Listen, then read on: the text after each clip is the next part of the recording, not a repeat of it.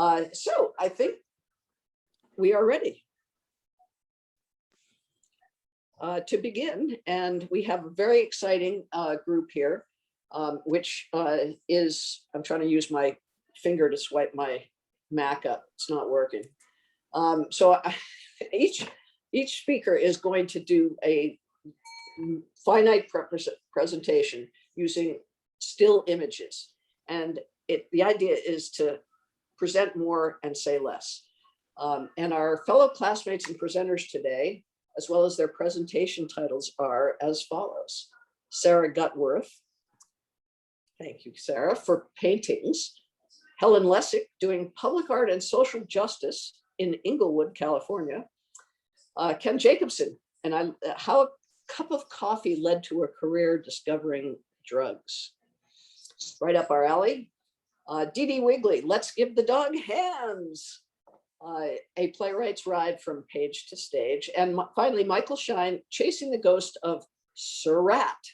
And Sir Rat is also known as How to Write Off a Trip to Italy. So, there we go. Carrie will now share her screen to put the slides on as they come through. The presenters do not have control over when their slides appear. Yes, so fingers crossed Zoom isn't going to fail me now. So far, so good.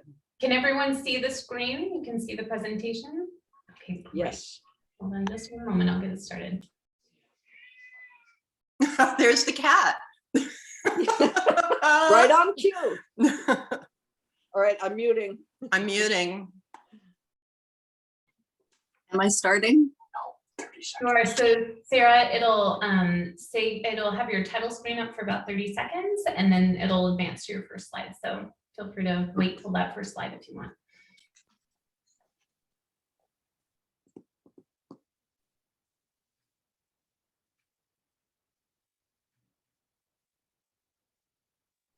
The suspense builds. I'm going to present my recent work in 3 subgroupings today.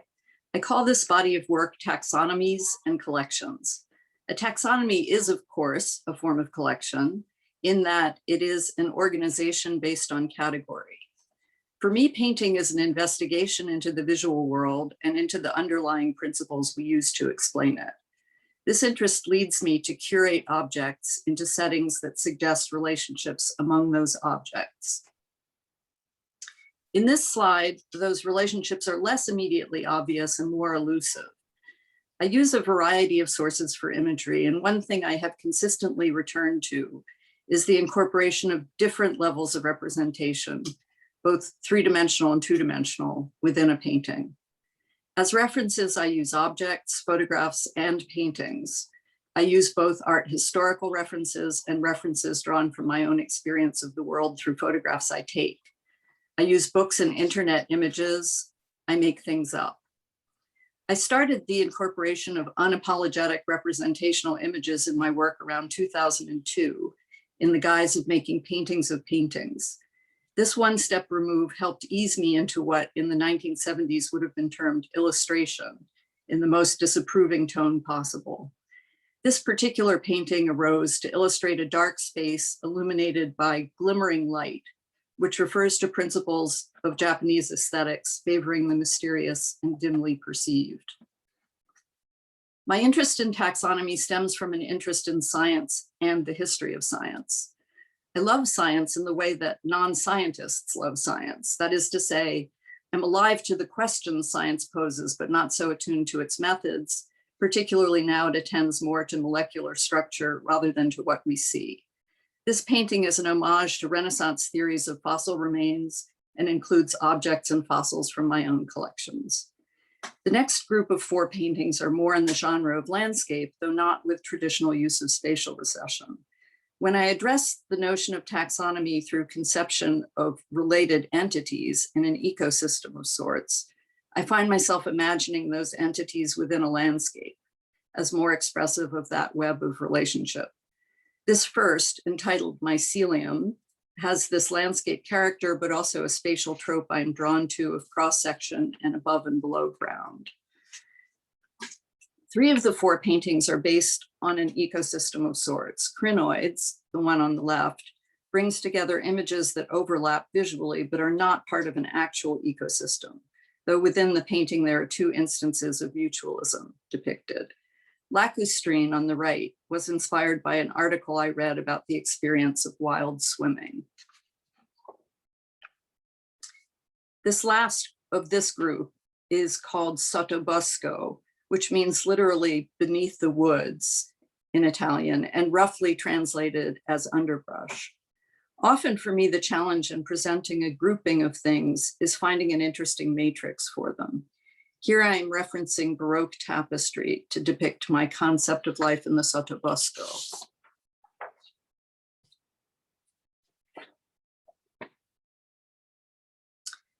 The final grouping of paintings contains these 2 from 2017 and 4 I just finished. I start with these earlier ones because they demonstrate my continuing interest both in levels of representation and in finding parallelism between the natural and human-made aspects of our visual world. In these paintings, I use human-made decorative arts versions of forms which are found in nature. Also, again, there is play with 2-dimensional and 3-dimensional representation. These last 4 slides are of 4 paintings that each consist of 1 panel subdivided into 3. In each, I explore parallel images drawn from my library of imagery. I use representations of nature or of fabric art or painting and crop them to emphasize their visual parallelism. Right now, they feel like they straddled the non-traditional landscape and the non-traditional still life of the earlier 2 subgroups. I like them together and actually painted them in groups of 2. I haven't yet decided if they can be split up or need to be displayed together.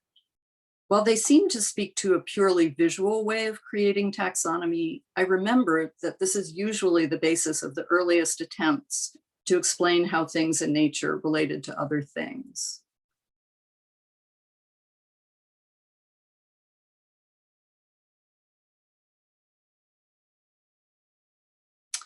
And I want to restate my interest in the way humans derive decorative arts from natural forms, such that there is a constant theme of nature regularized and organized into art that runs throughout our history. Here, my photograph is on the left. There's a Persian rug detail in the middle, and on the right, a detail of a Titian painting.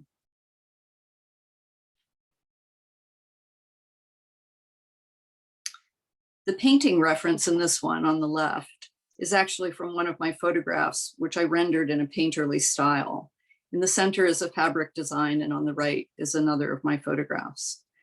The last comment I want to make is that I like to work from direct observation and not just from photographs, and I like to incorporate invention into my work, so there's never just one source of imagery operating. Thank you for your attention. Thanks to Helen Lessick, and you can see more of my work on my website at sarahgutwirth.com.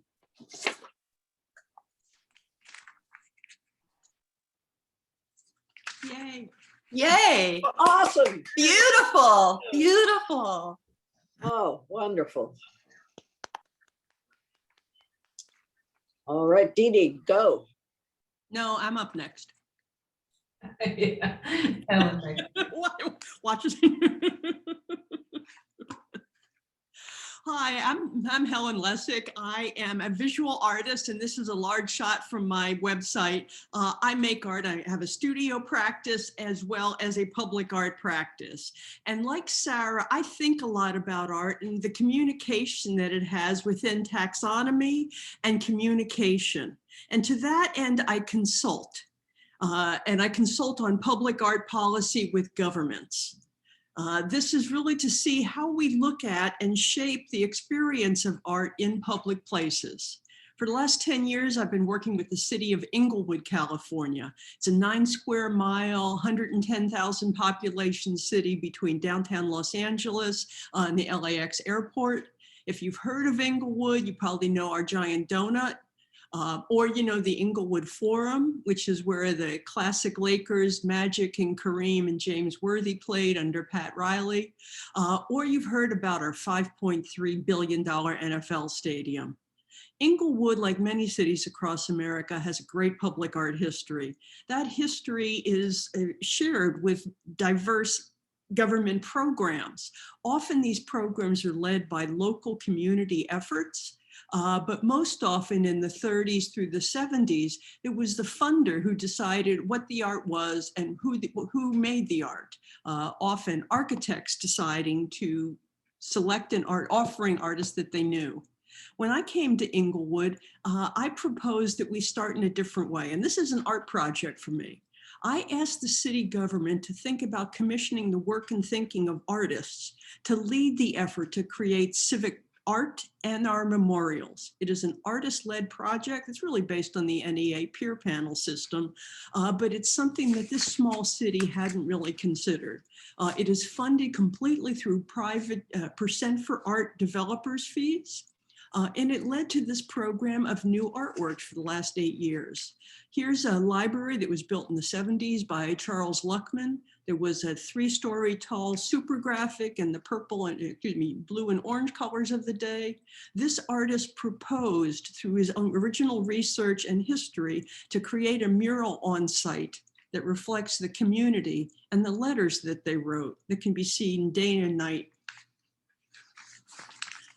That work then inspired another effort responding to the history and perception of Inglewood across the rap music system. Inglewood has always been, in the last 20 years, been considered in context of Crenshaw, the Crips and the Bloods, a lot of gang disrespect. This artist, Malika Beckford, proposed to come up with a system where we could inspire the youth and citizens of Inglewood and create something in their libraries.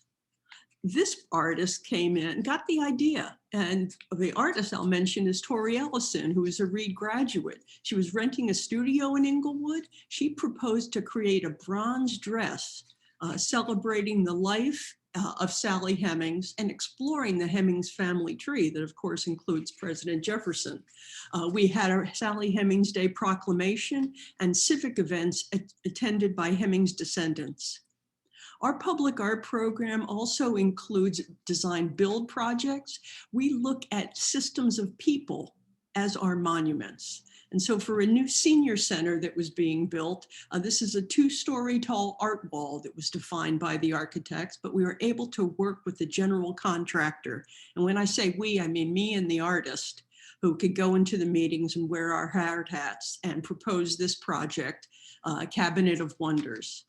For this project, Narduli Studio proposed a perforated wall treatment. This is essentially a series of shadow boxes, glass-fronted photographs and poetry.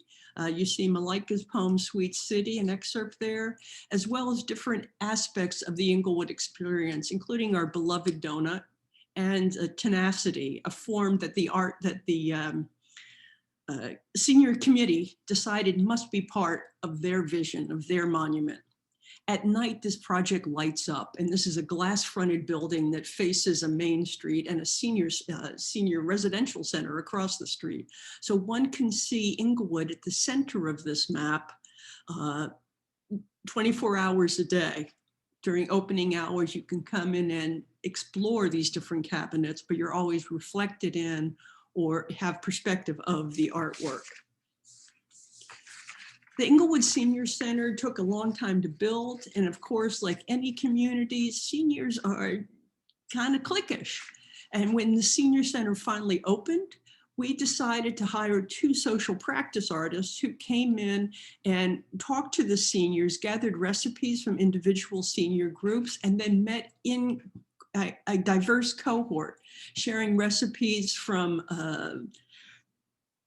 upstate New York and the Virgin Islands and West Texas. It became part of an overall project that really looks at how artists build social justice by reflecting the community that is there, the context that is provided to us, and building on ideas and systems that recognize that artists are good observers. Thank you. Yes. Thank you. Bravo. Wow, that was amazing. Thank you so much. Powerful. All right, so Ken is next. I'm ready. Yep.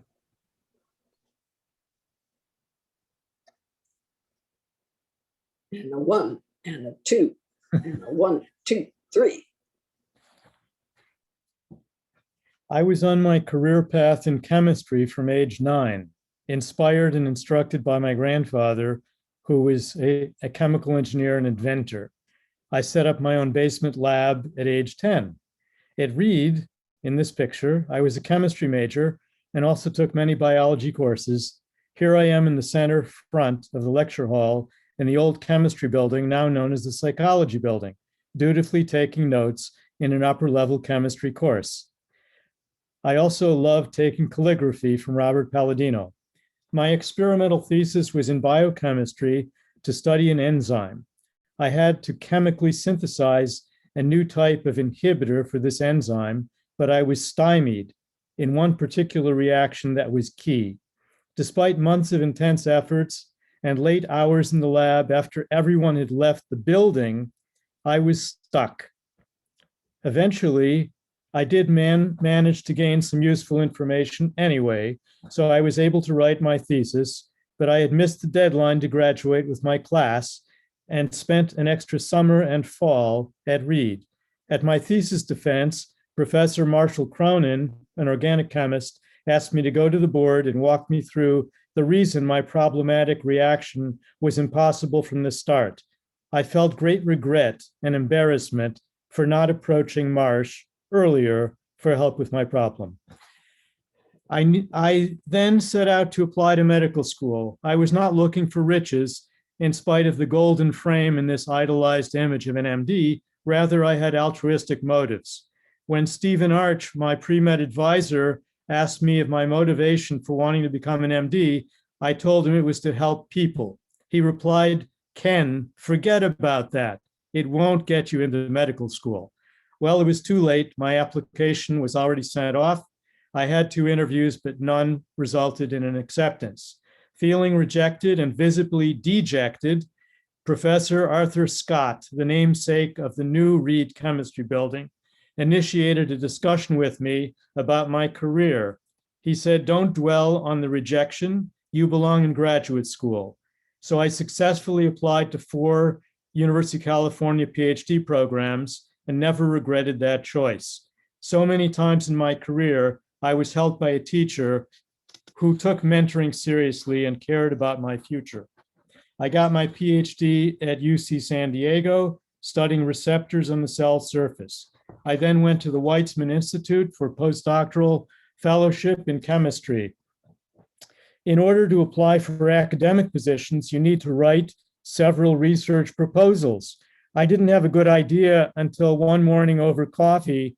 I wondered, how does caffeine work anyway to sharpen your alertness and improve mood? So I went to the library and I got the answer that you see in this modern day Google search, which is absolutely incorrect. So don't believe what you read on the internet, once again. The answer I got was that it works through an enzyme called phosphodiesterase. Old beliefs are very persistent, even in the face of definitive counter evidence. Based on this erroneous information, I wrote my research proposal for an academic job, derivatizing caffeine and its close cousin theophylline, but I didn't get the academic job. Fortunately, I ended up at the National Institutes of Health in Bethesda by a stroke of luck, but again, in the postdoctoral holding tank with a barely subsistence level salary. So the real center of action in caffeine is blocking adenosine. And as you see in the scheme before you, what I thought were just 2 players in the scheme turned into dozens and dozens of players in a major biological system that's important in every organ. So when I started my work, ironically, proposing the same thing as my erroneous proposal for academic jobs, I was now directed to the proper mechanism, and it worked. So after many years of investigating the chemistry of caffeine and biology of caffeine-like substances in that large playing field that you saw on the previous screen. I can now say that I'm one of the leaders in the field, and I was very lucky to get into it in an early stage and see it grow. And now many, many research labs use the chemicals that I created to define their biology. It turns out that our chemicals have given rise to 6 different companies that wouldn't have existed without our discoveries. Cornovis works on the heart, Astrocyte works on brain, Future Medicines works on glaucoma, Cantum works on the kidneys, BioIntervene is very important and even mentions us on their webpage. They work on chronic pain. CanFight has our compounds in advanced clinical trials for psoriasis and liver diseases. So here's my current research group. You see it's very diverse. It contains people from 15 different countries. Cumulatively, I've trained 70 postdoctoral fellows, many of whom have now gone on to develop their own groups in various countries. So I'm very proud. And in fact, it all comes back full circle because my motivation for this research is altruistic. I don't have any personal financial claim in the patents except through government channels, which are very limited. Thank you for listening to my story. Bravo. I love caffeine. Congratulations. Big congratulations. So I wait. Oh, there I go. I'm out on our front porch having a smoke, watching my dog Frendel go at a bone. She's chewed off the meaty bits and is now trying to upend it with nose and paws to get to the marrow. And I say aloud, if only I could give you hands. Over my head, a light bulb, great line. I jot it down, then forget it. Weeks later, I remember and write 2 pages of a short story, which begins, one night when the new dog was getting old, that's what Jono comes up with. Let's give the dog hands. Mia doesn't even think it worth a laugh the first time. I file it, forget about it again. A year later, creating a doc to start my next one act, maybe about a woman in a darkroom, I see the dog hand story, which I'd misfiled. Light bulb again, try the dog hand story as a play. So I do. Years before seeing my first ever play performed, I had the strangest sense that my mind took a 90-degree turn. While I cannot give you that experience, I can take you on a quick ride from the page to the stage with Let's Give the Dog Hands. Writing the play, I see my characters are serious swear mouths. Could that affect its chances of winning the annual juried competition? I ask our theater's artistic director, who says, yes, absolutely. I have to cater to the small town audience? No, it'll be a problem anywhere. So you're saying characters who talk like my real life friends have no place on stage. I'm saying that much swearing is a problem. You're a playwright, fix it. I am pissed. Climbing my stairs, I'm saying, fuck, fuck, fuck with each step. Then light bulb. Jono and Mia gave up swearing for Lent. Wait, no, why would they ever do that? Oh, he's a trust funder. His parents will cut him off if he and Mia don't marry in the church, so they need to observe Lent for appearance's sake. But how would his parents know they really gave up swearing? Oh, there's a kid brother who spies for them. Wow, suddenly my play's world is growing bigger. I submit dog hands with spelled out initials for the swear words. It's one of the 6 winners. But at the first table reading, it's clear swearing is still a problem. The initials get boring. Once again, I hear, fix it, but also, maybe it's an opportunity for more humor. Thank goodness, another light bulb. Jono and Mia find a swear initials tedious too, so both get creative. Mia with words from her vocabulary building for dummies app, Jono with band names or song titles from his vintage vinyl collection. Thus, oh fuck is OF, then oh fungible, or oh funkadelic. Oh shit is OS, then oh shigella, or oh shimmy shimmy cocoa bop, etc. When I finally hit save on the last revision, I have a tight, dense, fast-paced play with twists, turns, and crazy dialogue. Rehearsals begin. I sit in our small black box theater taking notes. Mostly everything's going great, except The character playing Jono has the line load, and it's tricky, often tongue-twisting dialogue. Will he be off book by opening? The oldest, most experienced actor keeps getting the line "I stole from Hamlet" wrong. He's doing Bugs Bunny's version, alas. Worst is the director adding an actor in a dog suit dancing to the song "Stay" during a scene shift. I'm shocked, no, horrified. She doesn't understand this would spoil the reveal in the final scene. I veto diplomatically this idea, but what else does she not get about my play? However, the youngest actor is doing great improvised moments for Spy Boy, which I incorporate into the script. And the set and props are incredible and true to the cartoonish nature of the play. The kitchen sink even works. At last, the play opens. Lots of laughter, much applause, good Q&As. Wow, all those light bulbs really worked. Funny though, someone walks out one night right before my play saying they cannot bear to see something bad happen to a dog on stage. Seriously. Later, I hear they're asking others, so what happens in Dee Dee's Dog Hands play? Huh. While the woman in the darkroom still calls me, this was definitely the play to write that year. I grew as a playwright with this first of my dark comedies by developing plotting, absurd wordplay, character-specific dialogue.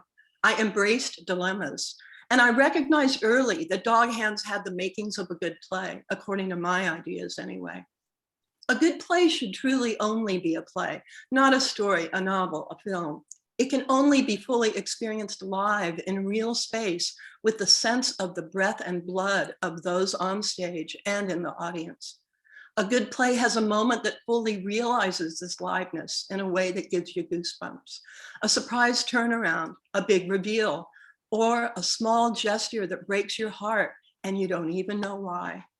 A good play will intrigue or challenge jurors, directors, designers, actors, because a good playwright knows theater is completely collaborative.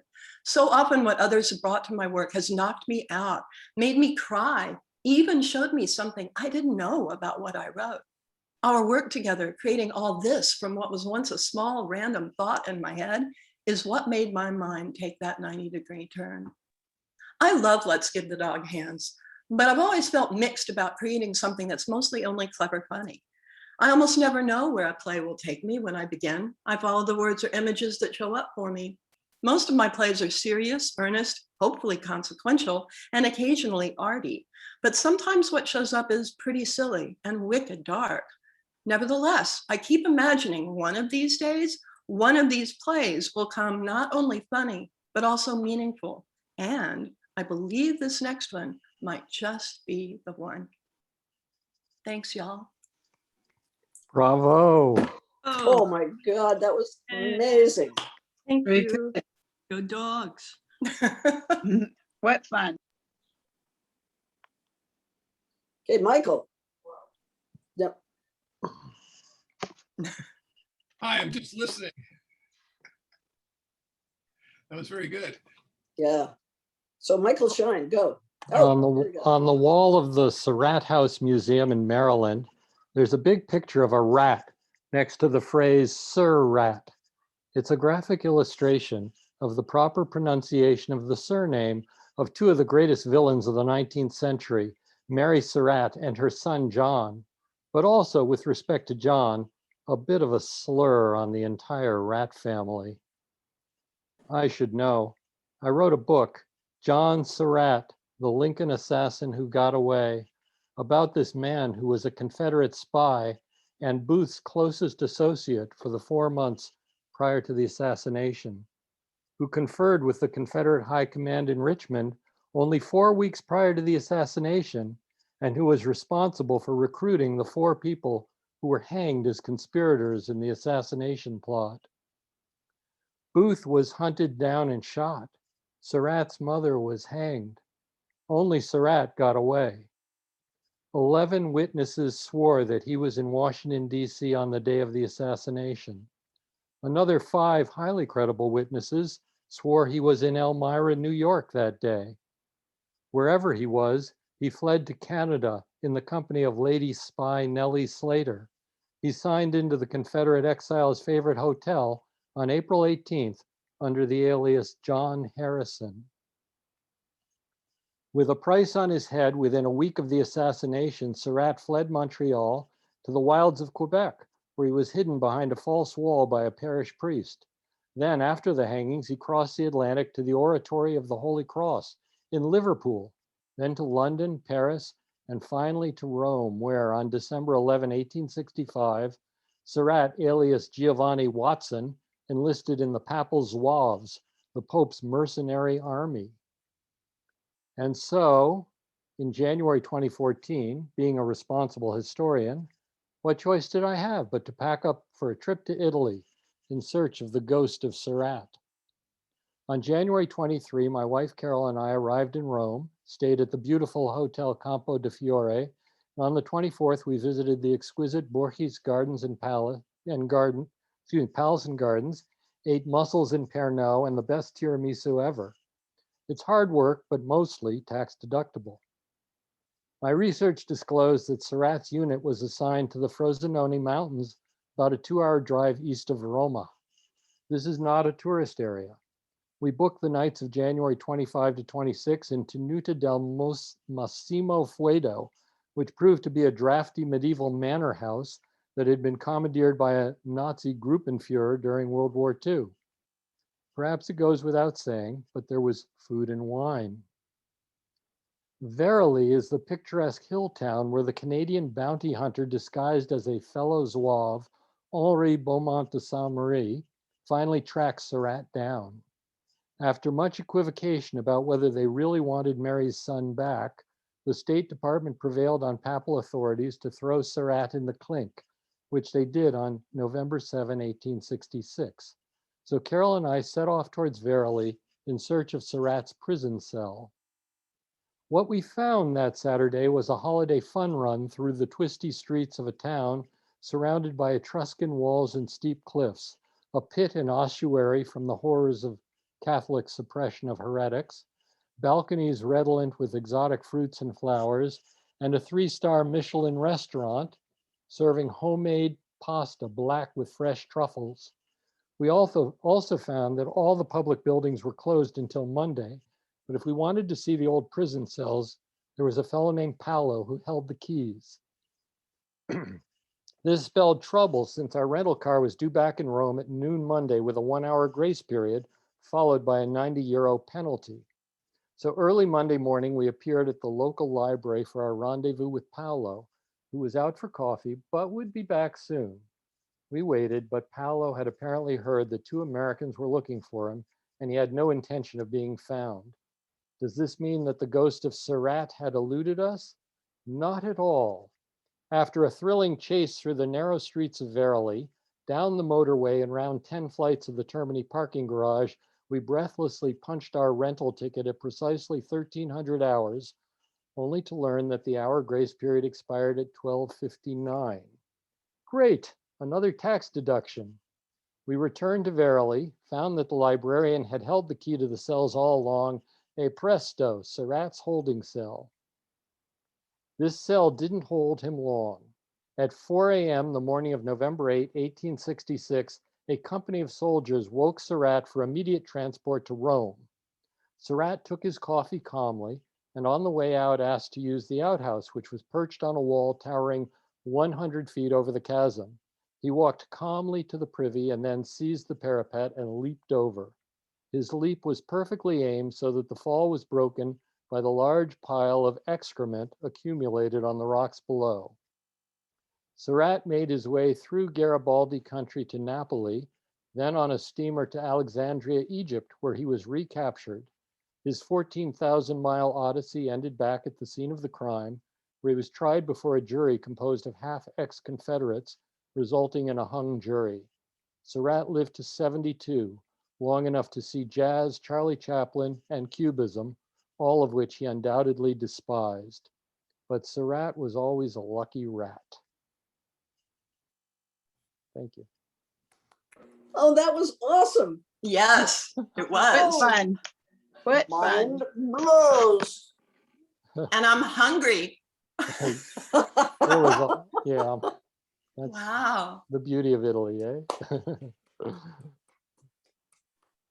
Well, So- literally, that was amazing. Amazing, amazing.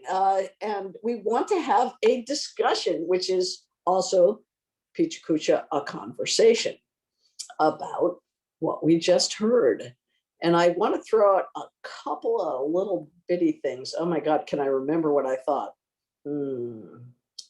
Nope. So I'm going to let everybody else chime in. And if I think of any, if I can remember any of it, this is the problem with being this old.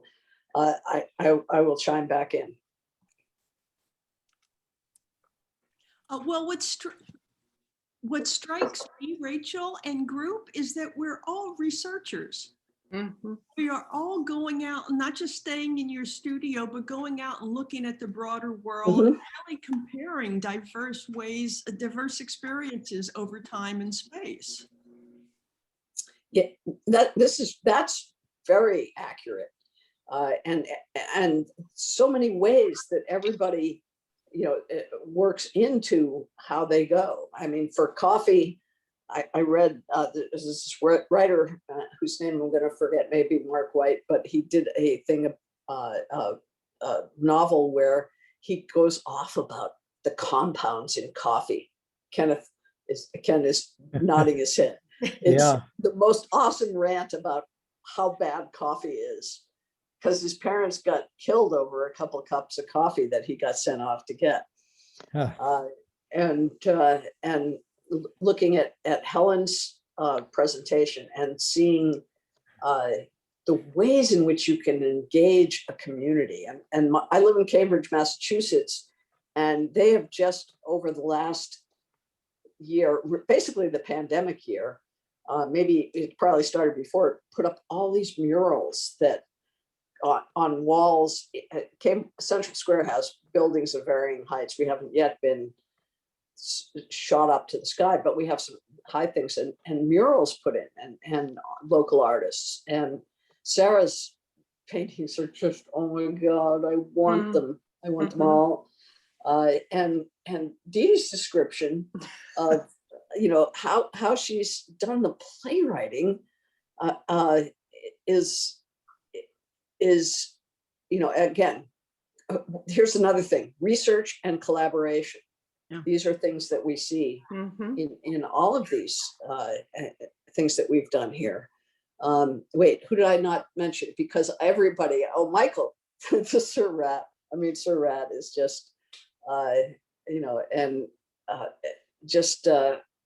trying to chase down what it is and having a good time while you're doing it. So, all right. So I'm going to let everybody else chime in now. I think that's very Reedy too, what you just said, Rachel. This is Catherine Campbell Kahn. And Yay! And I think that while having fun doing it is a big piece of it. And I live in Portland and get to mentor. I've just reconnected with Reed and have started to mentor people coming out of Reed, wondering what are they going to do with their life.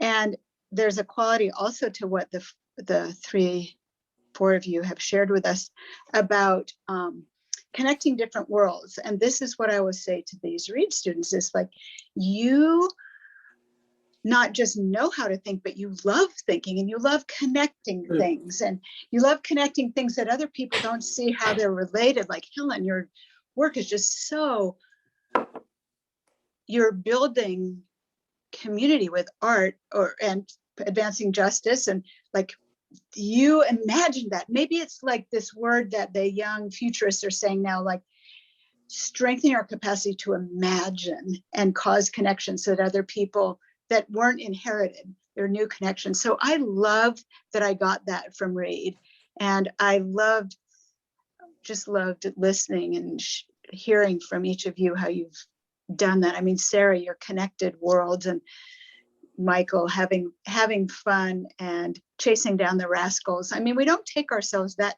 we're really smart, if I could say so, but we don't take ourselves that seriously. And I love hanging out with Reedies for that, and Ken, your humbleness with the like accolades and what, oh my God, like I work in an academic environment. What you have done, I mean, that's like stratospheric accomplishment, and your humbleness also, I think, is very Reedy. So those are my thoughts on it anyway. And hi, everybody. Thank you. Thank you.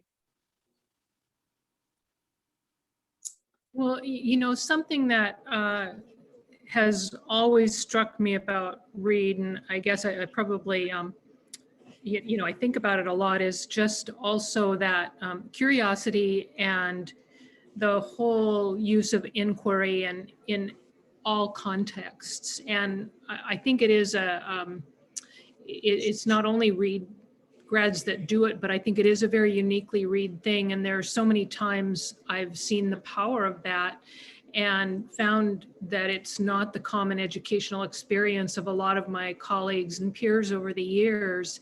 And, with people I've supervised in the past, I'll say, well,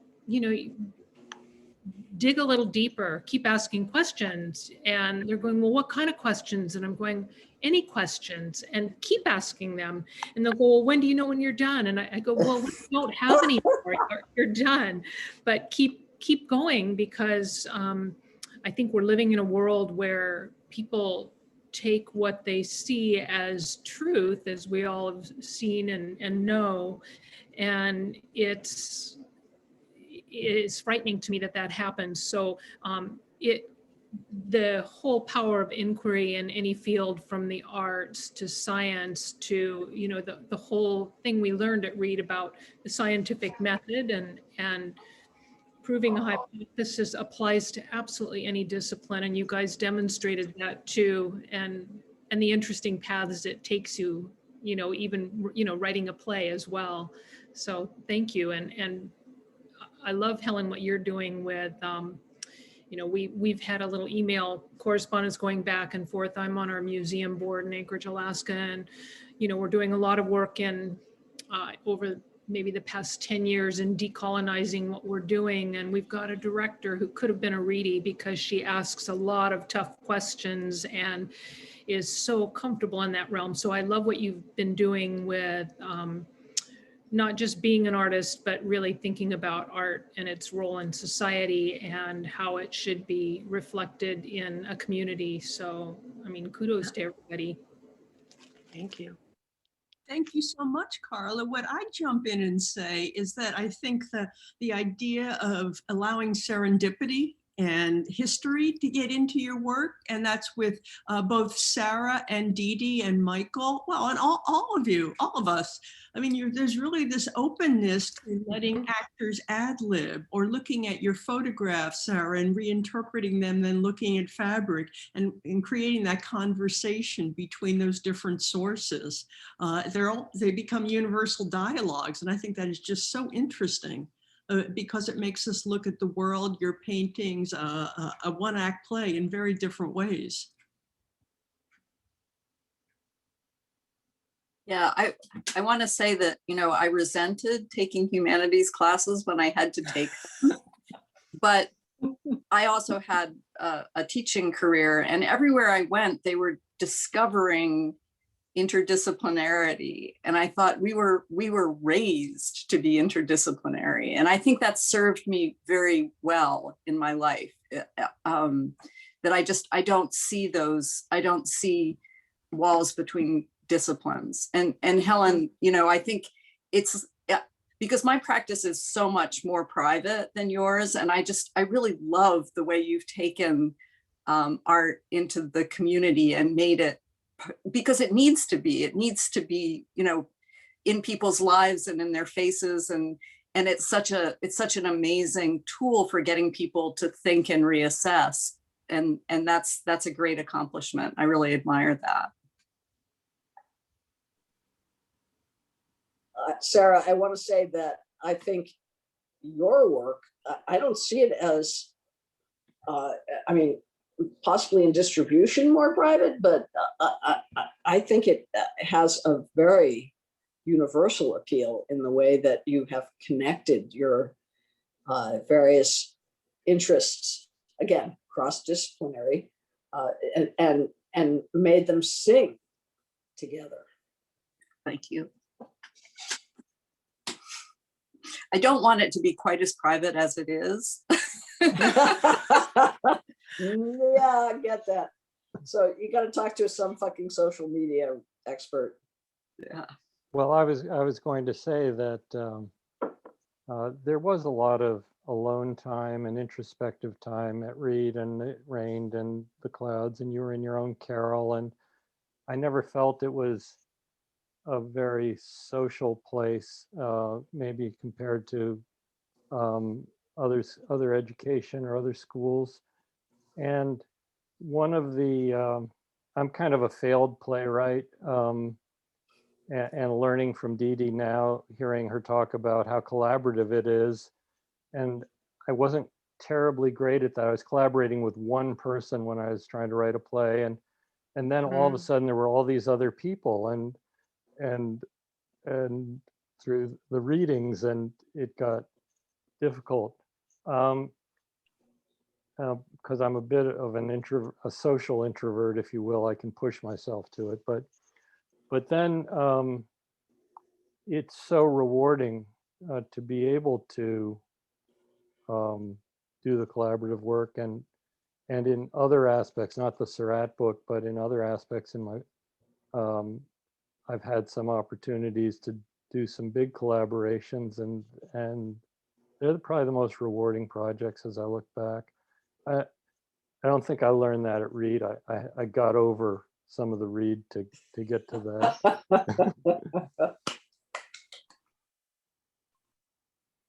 You know, getting over Reed may be a whole other Pikachu.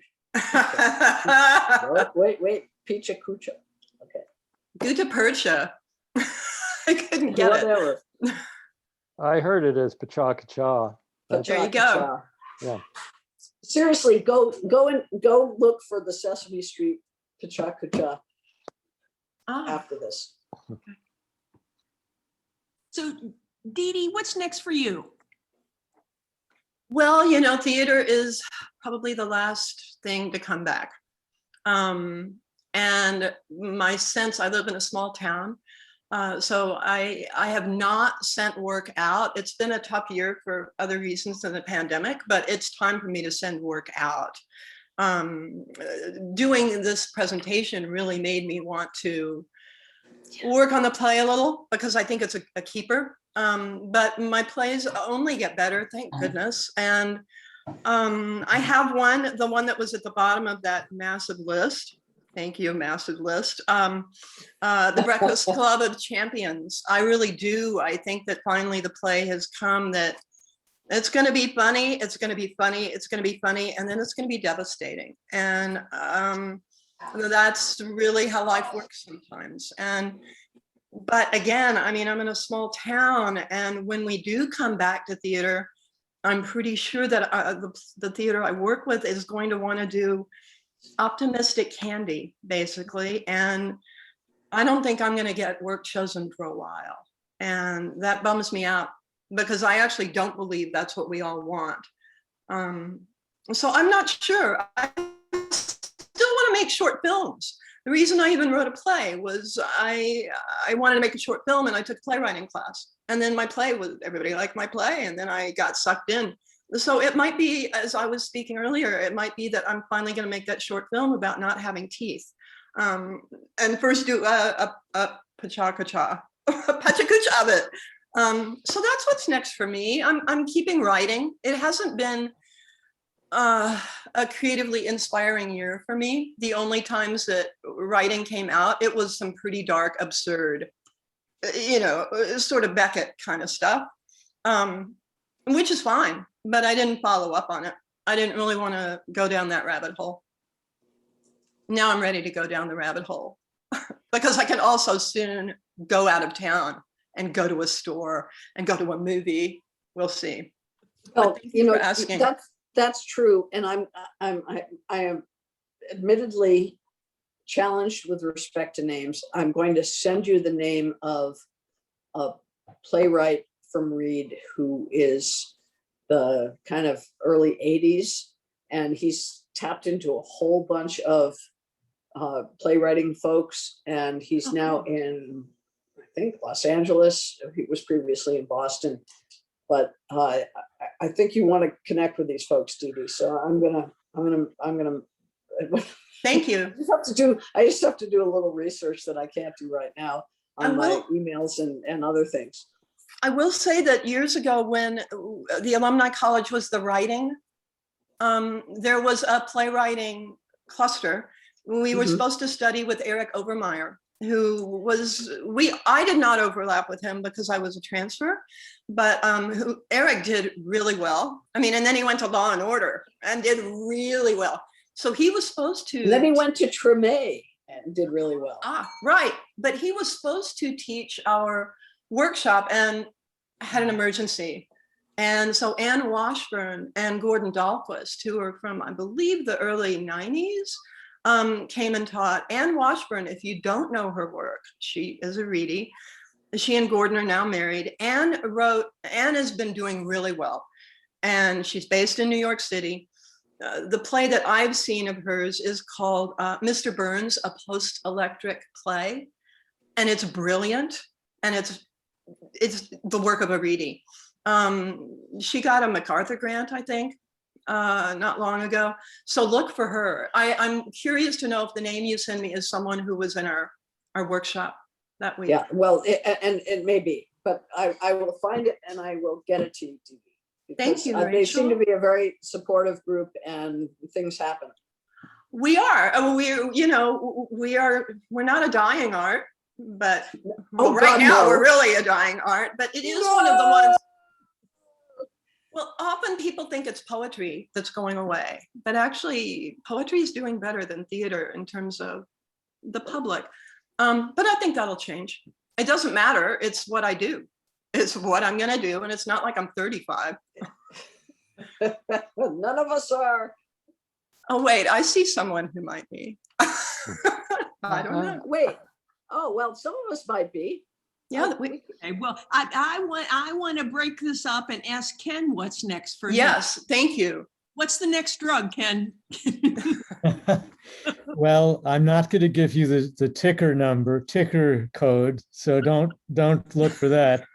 But we have a lot of irons in the fire. Actually, I'm very excited about our work with chronic neuropathic pain because the drugs that we discovered, if you mix them together with morphine, they prevent tolerance from developing to morphine. Imagine the implications of that. Wow. Wow, fantastic.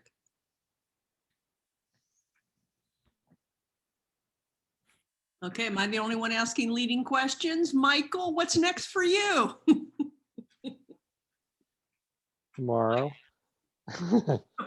Tomorrow. Going on vacation, I know. All right, then I'll just talk about what's next for me. Yes, please. Please Helen. do.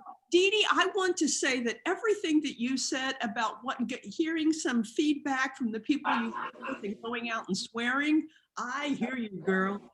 I know it is one part working with government and policy can be really frustrating, and it takes enormous discipline. Yeah, y'all know it takes enormous discipline to go in and say, accept what they say and then keep to your own principles and make sure that the project is what the artists want to do and what the site needs.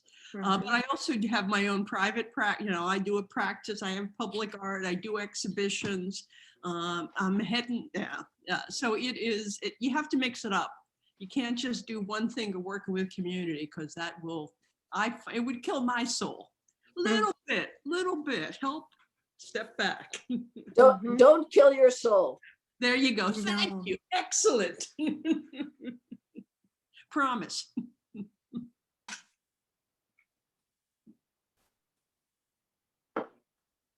Michael, I found your presentation interesting, as recently I saw a dramatization of the Mary Surratt story. Did you have anything to do with that movie? No, I didn't. And yeah, that's a pretty, it's not too bad historically. I mean, it's got its bumps, but it's pretty close. The what's called The Conspirator, is that the one you're talking I about? think, yeah. Right. And I did my work just after that. And as you know, I focused on her son. Yeah. But what a lot of people miss, I mean, because she was hanged, people assumed that she was primarily involved, but really her son was far more deeply involved in the assassination plot than she. And when he was hiding rather, some would say cowardly, in Canada, while the trial was dragging on and his mother was going through this huge process, the government actually was trying to negotiate a deal where he would come and surrender himself, and they would either let her go or let her have an assurance that she wasn't going to face capital punishment. And so there was, as you can imagine, quite a number of people in different camps decrying his actions, others supporting him. But the primary rationale in his favor was his mom would rather go to the gallows for him than have him up there, like any mother would. And so it was a terrible thing. Well, you wouldn't go for Surratt, I hope, but No, but I'm not sure I'd go for my children either. Well, anyway, yes. So Yeah, you're that was part a of, very intense ethical dilemma, if you will, and that's covered in the book. But I Yeah, think it's a great story from his perspective. right. I think, that your aspect was not covered at all in the movie. How he escaped, it was just left open. I think you have room for making another movie. All right, great. You go ahead, find me the, I've been through too much crap on that. But yes, it would make a great movie. I have several books that would make great movies, but what can you do? Maybe you should write the book. It's you reach a point in life where you decide regret is useless and be happy. And so for all the stuff that I put out there, I've done my best with it, like so many of you have. And as I said, the thing I liked best was I founded Litfuse Poets Workshop, and I don't have to do anything for that now. It just kind of goes along each year, and the poets get together and have fun and focus on their craft. And so the wonderful thing about poetry is it's free. You can barely give it away. You can't, with very limited exceptions, you're not going to make any money at it. So it's almost totally incorruptible, and so it's my favorite. I'm going to go back to somebody was saying maybe poetry is now, DG was saying, more in the forefront than playwriting. As I recall from our education, the Greeks had both, so they've both been around a while, and so they're both here to stay. Longer lived than Lehman Brothers and other things like that. Bless us all. Bless us all. Yeah.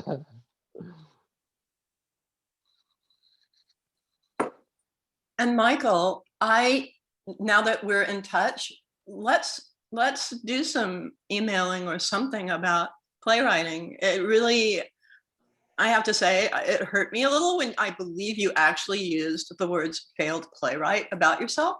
And I'm here to change your mind, or at least to make you not make you, to encourage you not to think of it as a failure. I know it's a lemons and lemonade thing, and I hate that kind of stuff, but when people say, well, I can't do that, I like to say, well, you just haven't done it yet. So yeah, maybe you did have some strange collaboration, but yeah, it'd be fun to talk about it. Oh, sure. Or something about it. Cool. Thank you. Thank you. Is there anybody out there who hasn't maybe said anything, who wants to say something? I want to say hi to Joan Erskine. I remember you. Oh, is that a good thing? Yes, it is. You were a dancer, were you not? I was a dancer and a bio major. I spent most of my senior year running across campus changing my clothes. Yes. So Joan, what year were you? 76. graduated. Yep. 76. I think I remember you. But I had to drop out of dance because when it got to composing or choreographing, I was like, oh my God. Yeah. But the most, if you ask me, the most impactful class I had at Reed was dance. Really? With Why- Judy. And with Judy, because everything I've done physically since has been informed by that. And I'm still skiing. Well, I'm going to say I did not learn to ski as a child. It was not a thing that my parents did. So it's only as an adult. And, but, you know, literally swimming. So I took a job as with a latchkey in Southeast Portland in Selwood, where they signed me to get a life-saving certificate. And we had this little Marine guy. I mean, I'm talking like, but he'd been a drill sergeant, and he busted our asses swimming back and forth across the pool and everything else. And before that, I had sunk when I swam. After Judy, plus, you know, a little help from the freshman 10, I floated and I thrived, but everything I've done physically since was tremendously driven by what Judy taught me. Mm-hmm. Yeah, she was amazing. And she had Deb Porter, who graduated the year before, 75, has since passed. I danced years after that. I went to San Francisco, danced with a company, came to New York, started my own little company. And I never, ever, ever found anyone who was as tuned to dance as a musician as Deb Porter. She was absolutely extraordinary. Anybody who got to take classes where she played, I can tell you that was the best. Mm-hmm. But Joan, sorry, go ahead. I had a memory to share with you in a minute. Oh, go ahead. I have this visual memory of you. I believe it was you. You have short hair, you're dancing. I definitely took a lot of pictures. I was in classes, but I feel like I saw a performance where you had either intentionally or not, I think it was not intentional. You had dipped your fingertips in henna or something pink or red. And so when you moved, there was this, it was beautiful. And I've never forgotten it, obviously. Is that true? Did that happen? Happened was Michelle Piani did the first dance theater major. I remember Michelle. And she did Salome. And I danced Salome. And my hands were red because not on purpose, the dye on my skirt was not fast.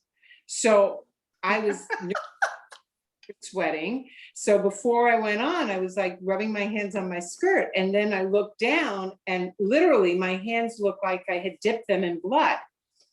So I kept it. And again, that's that kind of serendipity when you allow for something that might be a mistake or a dilemma to actually come front and center. Because that was beautiful. That's what I did not forget about that show. Thank you for remembering that. Well, I was thinking about the Reed experience. And went to San Francisco and danced with the Ed Mock Company for a while. Then went to Mecca, New York, and I've been here ever since. I danced for a while, then I got tired and I wanted to sit down, so I went to law school. And oh, wait, no.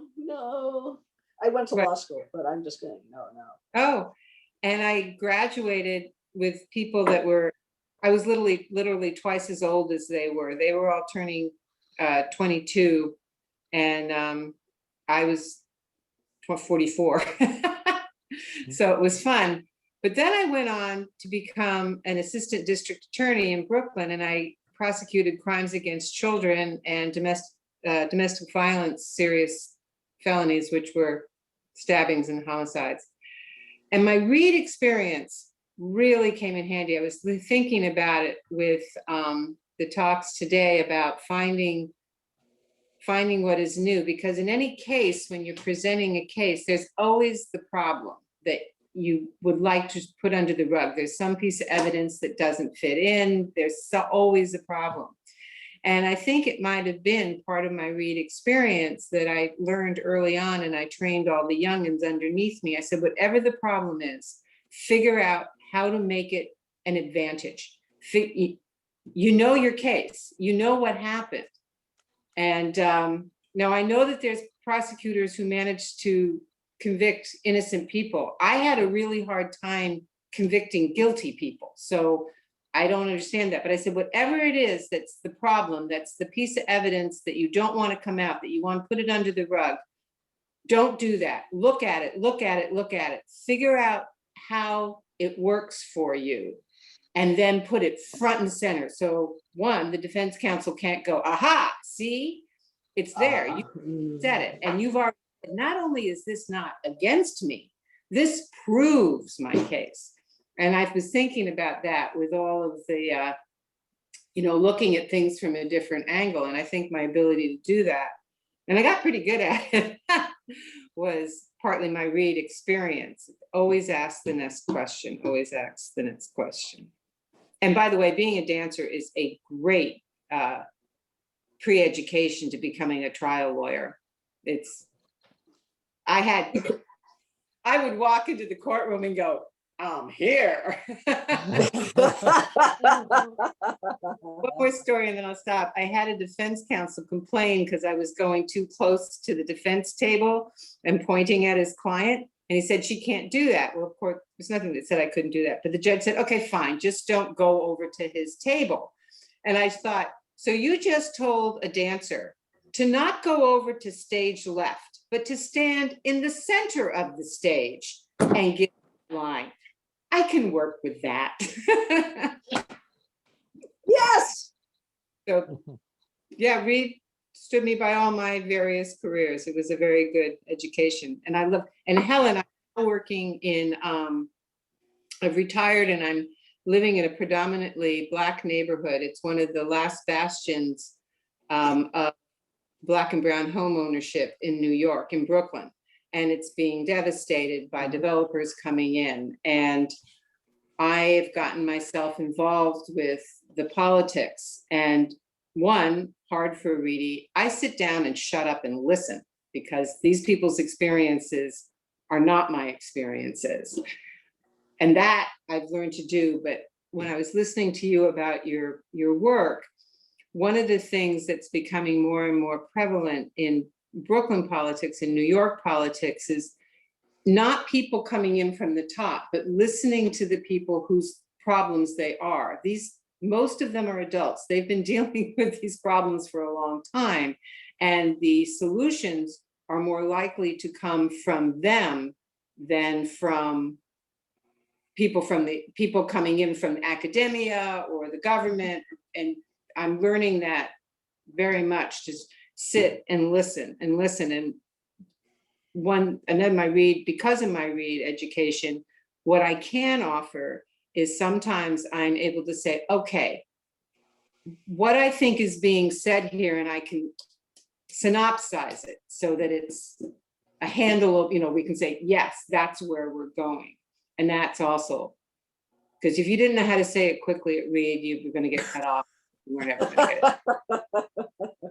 Joan, I'll jump in and say one of the things that I did, I learned that I'm standing on the shoulders of giants because I worked in Long Island City in Queens with Mark DeSuvero and Isamu Noguchi for Socrates Sculpture Park. And most of the time, but we worked with Donald Maness. And if you're old enough to remember the Queen's Democratic machine, and for those of you who don't, he killed himself eventually, but it was extraordinary to see these two guys and their subordinate, with the artists and their cohort, work with the political machine. It was really extraordinary. And that's what I've taken out to Los Angeles and to other places I've been. We got to listen. That's how. Yeah, but getting back to that, isn't that the key word here? Listening. We went into those conference rooms Yep. and we're expected to listen to an argument. We didn't necessarily agree with it. Even though we may have done the reading, right? We didn't necessarily agree with the author, but we listened to somebody else's, take on it. Well, boy, that's almost a lost art. It is a lost art. I'll get off my soapbox. No, But- don't get but, off your the soapbox. thought- It is a lost art. And Well, it is a lost art. it's what was it? Aristotle said, "Youth is wasted on the young," or something like that. But just to give a bone to Carrie there up in the upper left-hand corner, what would we say? What would we say to these phoners who call on the alumni, right? And they call on us, and it's like they're just like sponges going, how in the world can I use and read education for the betterment of person kind, right? It's like, oh my gosh. And we all reply one way or the other. I tell them, hey, you've got to play more. You got to find outlets to get out of that library. You got to go to the ski cabin more than once a year, and you don't ever want to study economics, please. And you should hang out. Well, maybe you should hang out and listen. You should hang out with the artists more. I'm here to Yes. say that Helen Lessick and I, we definitely partied. And I don't mean that in like a vile, oh, we partied way, but we didn't need the social. We constantly had socials. Thank goodness. Yeah. No. So Sarah, It was So okay. Sarah- It was okay to hang out in the pool room also. That worked pretty well. But I'm thinking of the dorm trip to the ski cabin, where you're skiing with freshmen and that kind of thing. So West Wind. Yes, well remembered. West Wind for sure. Same thing. Yeah. The Ted? diversity of the students through there and their Ted, did you study economics? the dismal science. I didn't study political. I didn't study political economy. I studied the dismal science. so Sarah, I want to ask Sarah where she piles in on this. Should we do an economic analysis? Should we bolt out of that little kind of box? I'm not following you. Yeah. You're asking me. Yes. But I'm thinking that, as an artist, you have, I have explored so many realms, and really, as we were talking about earlier, researched what was happening in the realm that you were looking at to decide or to be inspired by what you were going to do next. And did any of that have sort of any connection to this kind of connection? This oh my God, I'm losing my connection because I'm old. But the sort of sense of how do you connect your art to everybody else, which I think in your presentation you did. Well, it's how I connect to an audience. Is that what you're asking? Yeah. Yes. And yes. Yeah. Well, it's a struggle. I mean, Helen knows this. Dee Dee knows this too. I mean, you have to get a play produced to get it to be seen for people to be able to see your vision. And I have to get my work out there, which is a whole different, and I have to say, very tedious process, not at all interesting. So I don't do it very much. Yeah. It was nice for You me guys to. get past me? Sure. The internet is out at my house, so I came by to use hers. Oh, that's cool. I'm not.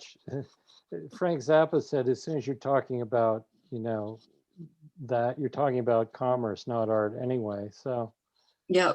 Oh my God. you gotta, I don't know. I never thought maybe enough about the audience, but I was always following my muse. I mean, really focused on that.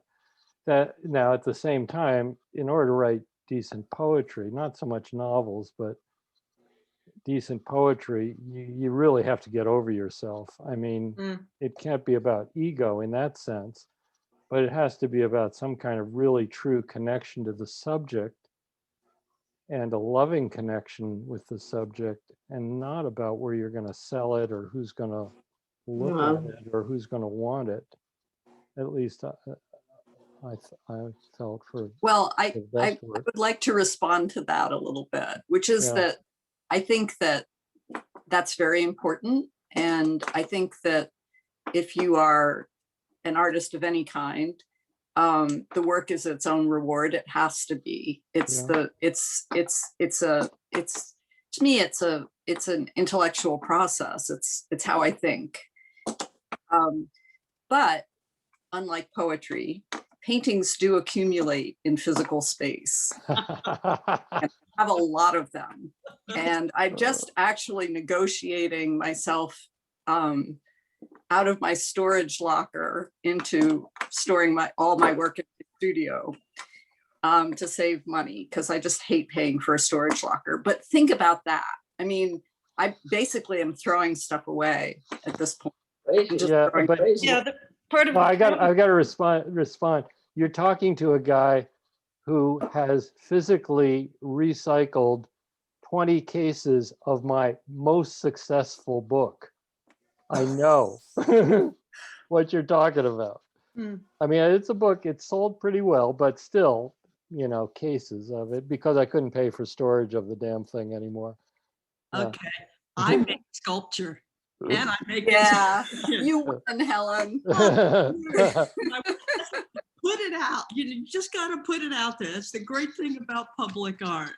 But yeah, doing it and constantly doing it and engaging the world. I mean, that's the conversation we have as scientists or dancers or writers or visual artists. Or as everything. I mean, let's get off the artist thing for a minute. I mean, I don't spend. I said scientists. There are lots of things people do in this world. Build things and plant gardens and all those ways of connecting with the world and with your own spirit. So it doesn't have to be the arts by any means. I think there are different ways to engage as well. And again, I'm just going to kind of cite my own experience with our museum in Anchorage. And we just did some strategic framework. And we were really looking at what our role as a museum was beyond art and culture and history, and how we use that to make society better, and have really taken a stand that that's an important part of why that exists. And so just this last week, I had a conversation with our director, and I was saying that our United Way organization up here is doing a major citywide kind of community assessment, strategic planning process of their own. And I said, should we be at the table there? And she was really enthusiastic about it. And I was thinking this planning that they're doing, the traditional thinking is, well, they deal with the human services and things of that nature. But when you look at building a better community, you want to break down some of those kind of parallel paths and have people really thinking about, well, what does that look like? And how do we, how do we engage all of what creative people do, thinking people, scientists do in a way that's relevant to other people? And it's stepping up and saying, okay, I'd like to be here and represent artists and talk about the value and what we do and what we need to continue doing it as part of that planning process. Yeah. Seriously.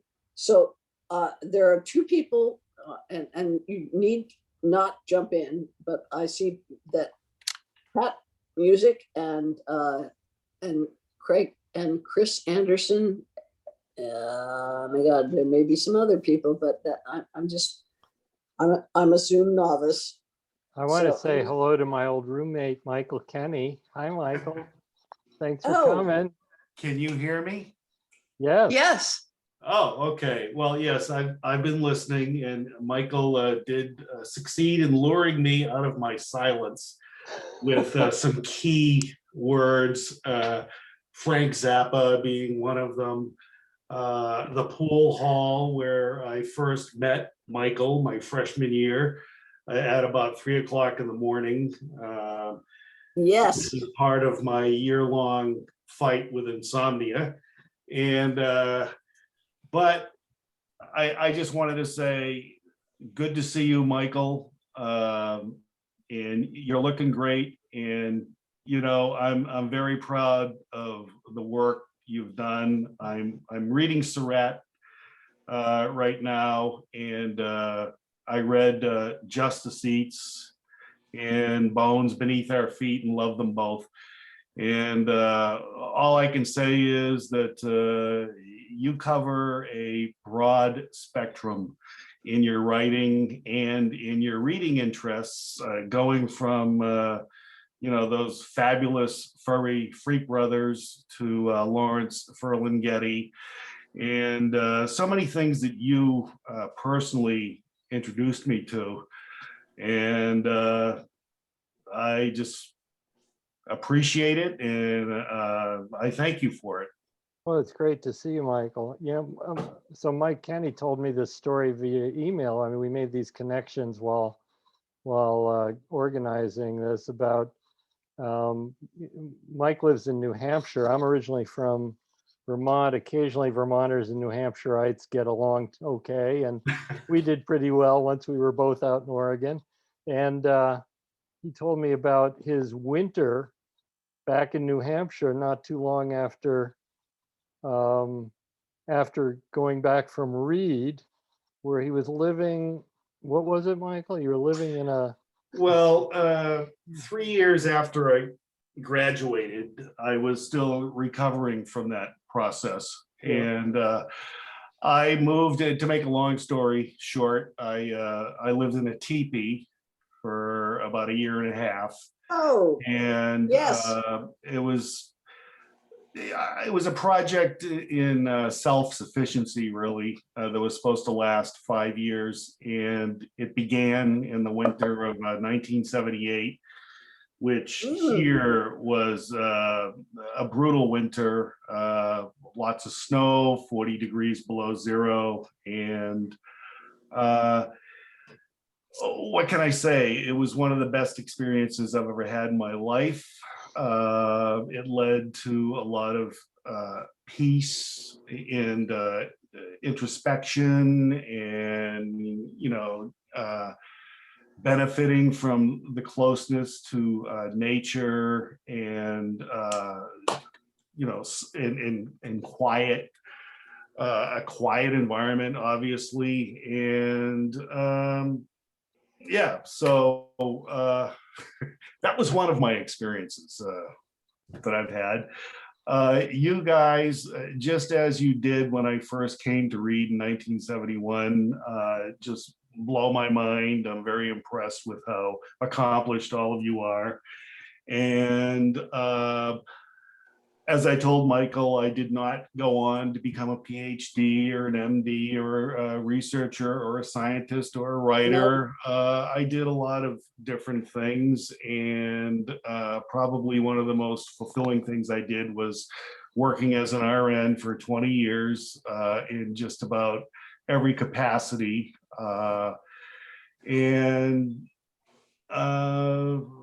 Now I'm retired, and I've been retired for 5 years, and I just basically do whatever I want to do, and it's been kind of nice. I told Michael that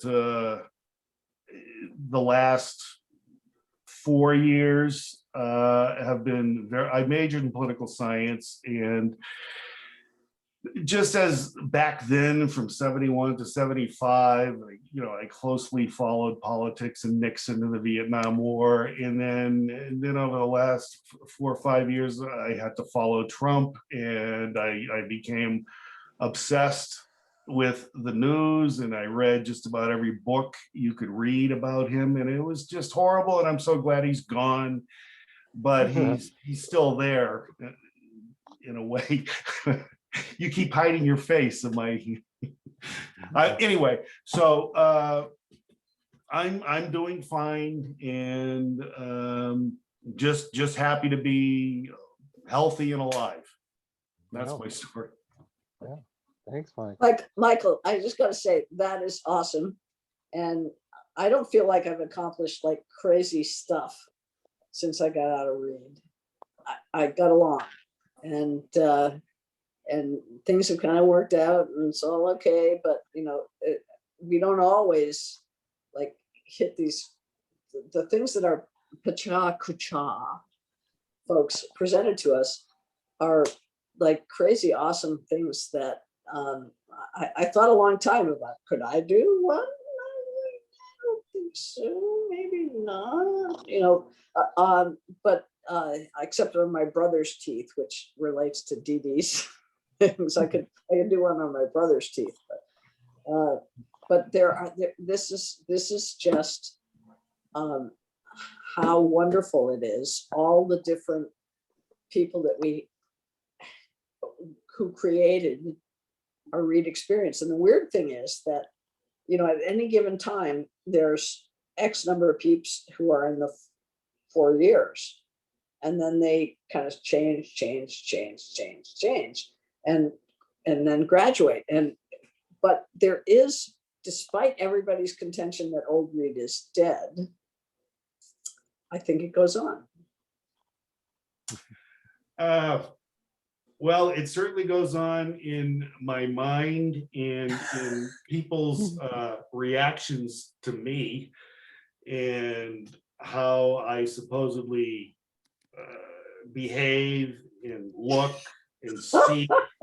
And, I could easily be one of those Reedies that you can spot a mile away, walking down the street. Yeah. Not to mention, the Reed experience has helped me in so many ways that I can't really put my finger on. Intellectually, I've always been interested in, I've continued to read and to question things, and I probably drive people crazy a lot with this process.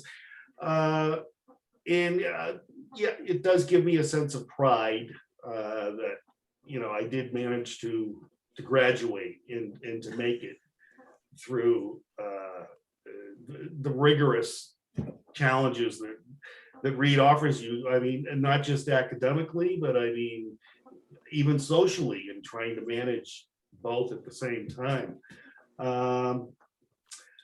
And well, that's it. I'm speaking way more than I wanted to here. So thank you, Michael. You're welcome. Yeah. I know we are kind of at the end of our time. So Rachel, do you want to close us out? Oh, shoot. That's the thing I could do. I have a script. Okay, so honestly, although I have a script, I have to say that this has been just a marvelous conversation, which is what I said. Pecha Kucha, whatever, however we do that, is what this is about. And we really dove into that conversation. So I love that. And I want to also say thank you to all of our presenters who just blew my mind. I had no idea about this format, but you all know, this is our expression from our era. You blew my mind. And we also want to just highlight that class of 75, 76, 77 has a mix and mingle at 2 p.m. Pacific Daylight Time on what day? Wait, Carrie, what day is it? Saturday. Saturday, Saturday? thank you. I know this. And also, there's some really great stuff. Just hit schedule, go on the read thing, and read site, and hit schedule, and you will see a faculty lecture with Pancho Savory, who has really pioneered and continues to the inclusiveness of the read curriculum to relate to everything, which is what we all learn to do. And then we also have a New York Times book review editor, Gail Beckerman, on Friday at 3 p.m. Pacific Daylight Time.